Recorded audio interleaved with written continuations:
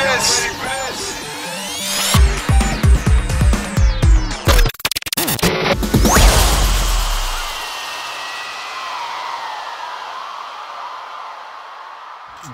up mga luko-luko? Yun, sa araw na to mag-aano tayo guys, yung ating mga passive na subwoofer gagawin nating active. So meron tayong nakuhang power amp module dito. Meron tayong nakuhang dalawa nito. Yehey! Cheering! Tapos dito natin ikakabit. Ito na, baklas ko na yung dalawa speaker. Bali apat yung meron tayo nito. Tapos bubutasin namin yung likod ni tatay dyan para makabit. So yan, meron na kaming guhit na hindi makita kasi kulay itim din. Tapos tanggalin ko lang yung pinaka brace ng speaker na yun para makabutas na tayo. So yun na guys, nadali na ang isa. Boom! Oh, yeah. Kaya lang patayo kasi ito, patayo. So ang orientation nitong JBL ay pahiga. Hindi naman natin pwedeng ipahiga dahil yung paa. So hindi rin naman natin pwedeng ipahiga to dahil may brace tayong tatamaan. Ayun oh. Oh. Kasi ready made na tong box na to na nabili ko. Kumbaga buo na. Pero kung ito ay gagawin pa lang, ang magiging brace niyan ay pabalik. Ay, pwede natin siguro. Ay, hindi rin pwedeng iikot kasi nandito yung ano, yung buhatan. So kung kami yung gumawa nitong box na to, magiging ganito ang orientation yan. Tapos nandito yung paa, nandun sa side yung buhatan. So pero okay naman yan, wala namang kaso yan. So ang orientation niya lang ngayon ay magiging patayo. So ganyan siya. Yan, ganyan siya. So bukas okay ta na lang to dito para mag-flush siya dun sa ating box. Or pwede na rin hindi, okay na rin naman yan. Maganda na din, ayos na din. Yung isa pa, yun o.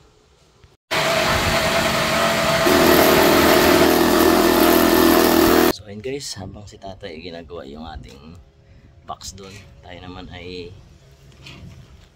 gagawa ng kanyang power connector, ay power cord. Sa sobrang haba nito parang extension. So inabaan ko na talaga para kahit mahaba yung malayo yung saksakan, eh may sasaksak natin to sa saksakan. Yung nakakainis na tapos ka na eh, oh. Okay na eh, yeah. Buo na. Tapos naiwan to, hindi mo na ipasok. Diba? Yes! Nakaisa na kami. Pero ay, uli. Uy! Uy! Magaling na yun yun ah. Ay, magaling na yun yun. Ayan na guys, ang kanyang orientation, hindi siya pwedeng pahiga eh. Ito yung sinasabi ko kanina ng bracket oh. Yun. So pag pinahiga natin siya, tapos sa harangan namin yan guys ng plywood dyan, para hindi siya direktang ano ng bayo. Kasi kung i-close natin yan, meron siyang pan eh oh. So hindi siya makaka-circulate. So kakalangan natin ng konti para may harang lang yung base, hindi siya yung direktang tamaan ng bayo.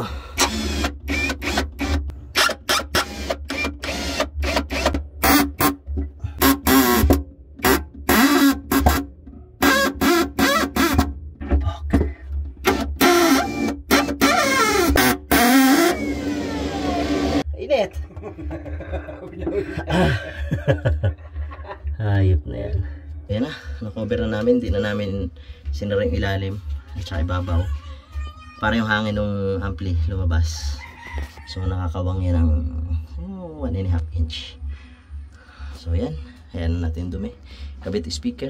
Ay, isa pa pala yun. Tatay, kabit speaker tapos boom boom pow. So yan guys, mag-alas 5 na hindi pa tayo nakakaligo. So mukha naman tayong ano, basura. Natapos na natin ikabit. Nalagyan ko na rin ng brace sa loob. Dalawa. So ayan. Ayan. So hindi na direktang babayo. Hindi ko alam kung tama yung concept ko na dapat ganun. Pero yung iba kasi nakikita ko may bahay yung ano nila, yung module nila na kaya may enclosure talaga. Pero kasi ito may fan. So kung ilalagay ko siya sa enclosure, may magiging useless yung fan. So hinarangan ko na lang siya ng divider para hindi direktang tumama sa kanya yung bayo. So ito na yung pangalawa natin. Ito yung isa. So, papasok na natin doon sa loob, tapos testing natin. Hindi nyo rin naman maririnig yung tunog ng sub. Pero, testing natin mamaya. Kung maririnig pa rin. So, buhat-buhat muna ulit. Tambak. Yan lang. Baby, I see what's on your mind. You're trying to find another lane. And when I ask about it,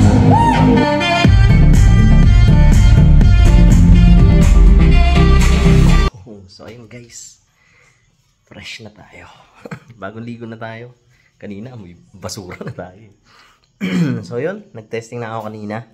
Narinig nyo naman, di ba? Hindi ko pa siya sinasara kasi nagpabili pa ako kay tatay ng, babalik pa si tatay bukas. Kasi nagpabili pa ako ng tornilyo, kulang ng isang tornilyo. So di pinadala ko sa kanya isang sample. Tapos, kaya siya babalik kasi wala siyang dalang pait kanina. So, kailangan namin mapaitan to. Ito. O, diba? Nakaangat siya. Yan. So, may sukat na yan. Kailangan niya mapaitan ng konti para ma-flush siya dun sa... Hindi ko alam, tama ba yung term ko? Mag-flush siya. Basta magpantay sila. Hindi ko alam ba't flush yung naisip ko. O, tama yun. So, yan. Yan. So, kanina nag-testing ako. Ito yung source galing computer, tapos pinadaan ko dito, tapos naglink ako ng eto papunta dito sa in, tapos yung out nito, mix out niya, mix out pa yung tawag doon, basta yung link niya papunta naman doon sa isang sub. So hindi dumaan ng processor kanina, okay din siya. Actually pag nilabas mo yun, goods na hindi mo na kailangan ng, kunyari pang playback lang naman. So meron kang cellphone papunta dun sa mid-high, or pwede din dito kasi meron naman siyang high pass dito eh. So pwedeng galing ng phone papunta ng sub, tapos papunta dito. So ganun din yung sa kabila. Or dito galing, tapos pabalik ng sub, tapos nakalink na lang siya. So mono playback lang naman. Tapos play mo na, kahit walang processor to, malakas siya, tapos maganda yung bass niya. Meron siyang dalawang frequency. Kasi meron na rin siyang ano dito sa likod eh. May frequency selector na rin siya. Isang 50Hz at saka 120Hz. Pero nung ginamitan ko siya kanina ng EQ at saka crossover, mas may gapang siya. So, hindi mo kasi masyadong maririnig dito yung kagandahan ng sub. Pag nasa indoor ka na, kita mo ng kwarto ko, napakagulo. Yun yung opisina ko. Hindi mo masyadong ma-appreciate. So, dapat medyo open shot or malaki yung space, tapos nakalayo ka na onte sa sub para naririnig mo. Pero, yung makikinig ka ng sobrang hinang music, tapos naririnig mo yung sub na buong buo, swabe, panalo. Kakaligo ko lang, init na, pawis na naman. Ay, gusto ko pala magpasalamat kay Sir Joel Herrera dyan sa Cavite. So, kapitbahay namin siya dati. Nakabili na rin ako sa kanya before. Thank you sa pag-accommodate kahapon ng order ko. Sobrang bilis. Kasi nga, nag-iisip ako kung ibebenta ko to, or kasi ang bala ko kasi, ibebenta ko tong isang set, kasama yung isang power amp ko. Tapos bibili ako ng dalawang powered na AD. So matagal ko nang pangarap yung AD na yun, AD 918A. Shoutout kay Sir Raikin. Baka naman. Nag-inquire na ako dun. Tapos nagbayad na ako.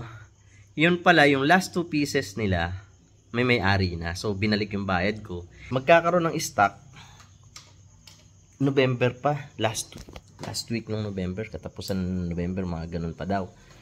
So, sa shop na ako nakadirekta noon. So wala talaga. Yung mga reseller nila, wala na ring stock. Wala na rin ako makuha. Ay no, so ayun, biglang naghanap ako ng mga module, tapos may nakita akong post na sa Facebook, tapos kilala ko yung yung may gawa ng module na yun. So chinat ko siya ng direct, sabi niya hindi daw kaya nung module na yon, yung sub ko, meron daw siya doon, yung JBL. So sabi ko, hindi ko abot yung price yan, sir. Hindi ko kayang yung presyo. Tapos yun, nagka-chat kami, kakwentuhan kami. Tapos yun, binigyan niya ako ng magandang price na yun, yung isang sub ng AD, nasa 37K eh. Isang piraso lang na powered. May sukli pa ako dun. Actually, malaki pa nga yung natipid ko. Tapos, napagana ko na to. Naging powered na tong dalawa na to. O, diba? So, nanghihinayang kasi talaga ako ibenta siya. Yung dalawang speaker ko nga na nakay Mark na yung nag-i-install. Parang nalulungkot pa din ako eh. Pero okay naman kasi happy rin naman siya. Pero ako, ayoko talagang nagbebenta ako ng gamit. Hindi ko alam pero hindi ko gusto yung pakiramdam pagka nagbebenta ng gamit. So, hindi ako talaga nagbebenta ng gamit. Tapos, ibebenta ko na lang ngayon yung power amp. Kasasabi lang eh. Actually, hindi ko naman siya nagagamit. Kasi para siya dito sa apat, na subwoofer na yan. Hindi ko siya nagagamit. Kasi may powered na ako. So, gagawin ko siyang powered. Apat. So, i-dispose ko yung power amp. Tapos yung pagbebentahan, order ulit ako ng dalawa. So, apat pa rin yung subwoofer. Kasi, di ba? Hilig talaga natin to eh. So, pagdating ng panahon, siguro kung may time na tayo, so naghaharapas tayo, tapos nagsa-sound system pa din tayo. Masarap pagka yung ginagawa mo talaga, yun yung hilig mo. So, ang dami kong gamit na pang sound system talaga na mas maganda pa naman dun sa mga sa ibang nagpapa-rentals. Pero yung sa akin, pambahay lang. Na dapat pang rentals din para mabawi. Pero parang nanghihinayang ako. So, yun yung ginagamit namin nung nakaraan. Dati-dati pa. Sa food house, tapos sa Harabas Christmas Party. Yun yung nagagamit namin. Eh, ngayon, nakakatamad eh. Naka-setup dito sa bahay. Tapos, ipupull out mo, babalik mo, kakadkad ka na naman ng wiring. Kasi yun yung mga wiring ko dun. Maayos na yan eh. Dati. Eh, kinuha yung isang amplifier at saka yung mid-high. Nabadbad ko ulit. So, every time ilalabas, babad pa rin. Ibabalik ko din naman kasi nagmu-music din ako dito sa bahay. So, yun guys, kung may mga gusto kayong mga pyesa, no, may mga kailangan kayong siguro may mga electronics din naman akong mga subscriber. Kung kailangan nyo ng mga parts na magaganda, yung minsan mga mahirap na hanapin, meron si Sir, Joel Herrera. So, yun, PM nyo lang siya, ito yung Facebook page nyo. At saka, mag-join kayo dun sa kanyang, sa Econolites na FB page. Nandun, marami kayong mabibili dun ng mga gamit na kailangan. Dapat pala nakatago yung noo ko. Yung noo ko hanggang dito na sa likod eh. So, ayun. Bukas, tuloy natin yung pagbablog natin. So, para lang to dun sa mga, siguro, sa mga mahilig din sa ganito. So, sila yung mag-enjoy. So, di ko pa siya tinakpan. Ayun. Diba? Ayos.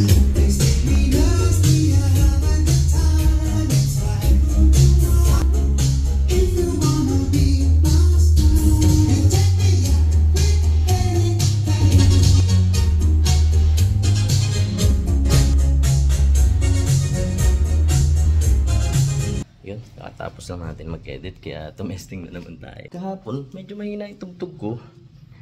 Ramdam ko yung init agad dito sa likod. Pero ngayon, malakas yung tugtog. Wala eh.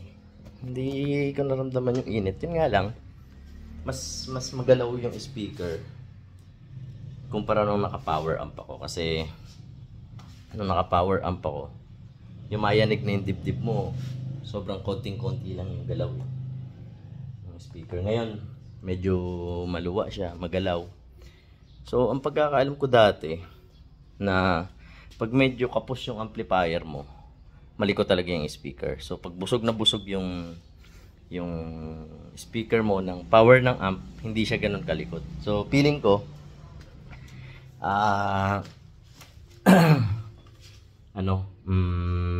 sakto lang naman siguro din. Kasi nabasa ko yung JBL na yun ay 1.5 yung peak niya. So, ang pagkakasabi sa atin ni Sir Joel ay 1.4 ang RMS at 8 ohms. Pero, nung nag-research ako, nung nagbasa-basa ako, siya, 1.5 ang peak niya. Tapos itong speaker natin ay 1K to 2K ang kaya niyang i-handle na power. So, siguro yung RMS nung amplifier na yun, mga ano lang siguro, mga 7 to 800. So, peak niya na yung 1.5. So, pasok pa din naman. Kaya lang, yun nga, baka yun yung isang reason kung bakit siya magalaw. Pero, all in all, ayos, swabe. Mas madali siyang i-setup syempre kasi powered na siya. Mas madali sa buhatan, wala ka ng amplifier na bubuhatin. Pero, kung yun talagang power, iba pa rin talaga pag naka-passive ka, iba yung pwersa, iba yung lakas. Or siguro dahil hindi lang masyadong match. Ang pasok dito siguro mga mga 1.5 yung peak. 1.5 yung max na ano. So match na match sila. So kayang ibigay nung amplifier yung power na kailangan ng speaker para bumay siya ng gusto. Pero goods naman. Ano siya? Mas gusto ko naman yung bass nito ngayon kesa dun sa naka-passive. Kasi, syempre, siguro dahil JBL yan, iba pa rin. Kesa dun sa,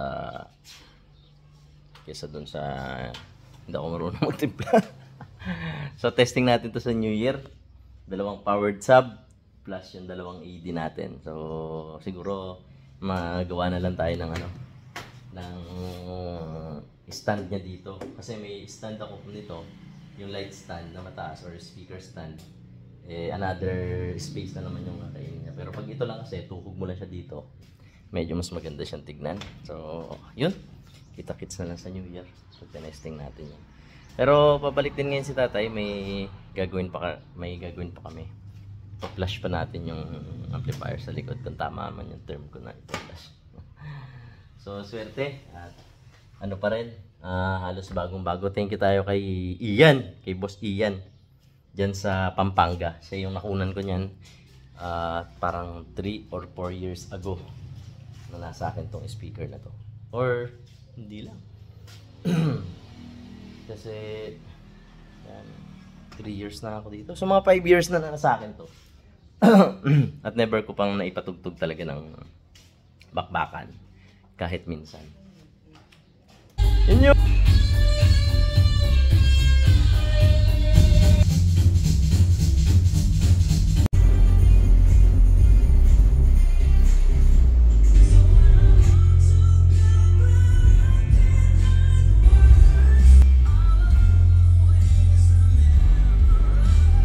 Ubus ka na ang isang kaong Marlboro na pula. Alkohol at tubig ang pansamantalang nagpapasaya.